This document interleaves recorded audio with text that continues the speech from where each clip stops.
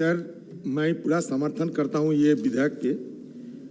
Sir, आज ऐसा लगा कि ये विधेयक से विपक्ष लोगों के लिए है, क्योंकि सत्ता पक्ष के एक भी एमपी ऐसा नहीं मिला जिन्होंने कहा कि हाँ 2 साल की एमपी लैड्स फंड कटौती के चलते हम समर्थन करते हैं।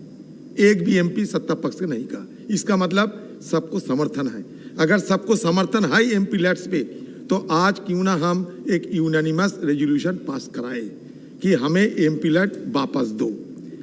हम एक पिछड़े वर्ग जिला से आते हैं, एकदम पिछड़े वर्ग डिस्ट्रिक्ट से आते हैं, जहां गरीबी भूखमरी सारे साल हमें देखने को पड़ता। लोग जब कहते हैं कि हमारे लिए कुछ करो, तो हमारे एक ही भरोसे है कि हमारे पास एमपी लैड है। हमारे पास एमपी, क्योंकि हमारे जेब में तो पैसा नहीं है ज्यादा। हम एक लोअर मिडिल क्लास एमपी हूं। अगर चाहे तब भी किसी को मदद नहीं कर सकते। 1-2 रास्ता, 1-2 स्कूल, 1-2 कंप्यूटर, और कोरोना के चलते मास्क, वेंटिलेटर, एम्बुलेंस सब हम देने के लिए तैयार था, दिया भी। लेकिन अचानक इस तरीके की आपको एमपी लैड्स की फंड को खत्म करने की किस लिए मनसा हुई मुझे पता नहीं।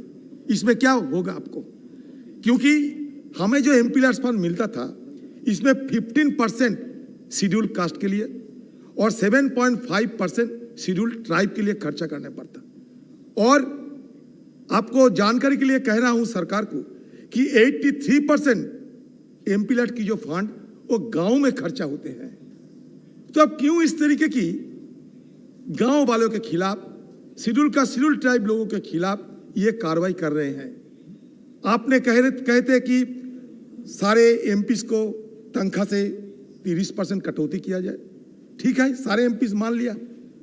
फिर भी मैं ये कह रहा हूं कि ये पेनी वाइज पाउंड फुलिश है।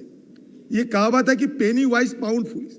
अब काट लीजिए, लेकिन कॉरपोरेट उनका भी टैक्स अब कम कर रहे हैं, और वहां से जो पैसा आपको बचत करने के मौका था वो गवा रहे हैं। तो सारे एमपीस के ऊपर आप सारे जो तनख्वाह काट लिए हैं, उसमें आपको क्या मिला?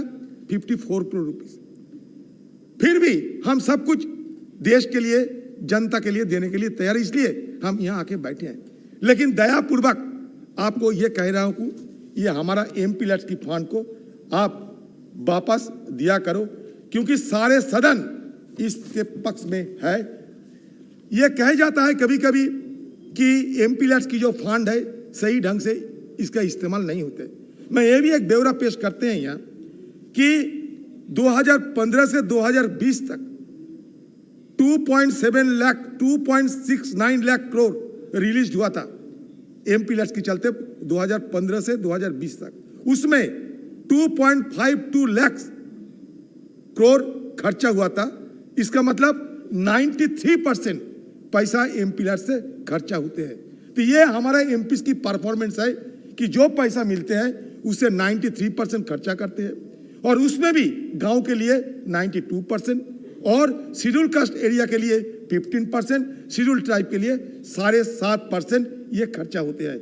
तो सर, इसलिए सदन में मैं दोबारा ये गुहार लगाना चाहते हैं कि ये एमपी लैड्स की जो फंड, हम चाहते हैं कि बीजेपी पार्टी की एक भी सांसद कह दे, बीजेपी पार्टी की एक भी सांसद कह दे कि नहीं हमारे एमपी लैड्स फंड की कोई जरूरत नहीं, तो मान लेंगे कि हाँ, मान लेंगे कि हाँ। आप अपना क्षेत्र में जाके बताओ, दिल की बात करो। नरेंद्र मोदी जी हमें सिखाया, मन की बात करो, दिल की बात करो। लेकिन आप न मन की बात करते हैं, न दिल की बात करते हैं। इसका मतलब नरेंद्र मोदी जी को आप खुद नहीं मानते हैं। दिल से बात कीजिए आप। तो इसलिए सर, इसको रेस्टोर करना जरूरी है। I am fervently appealing to the house that the MP led funds should be restored as immediately as possible. With this word, I am concluding my speech. Thank you. Next speaker, Sri Girish Bapat ji.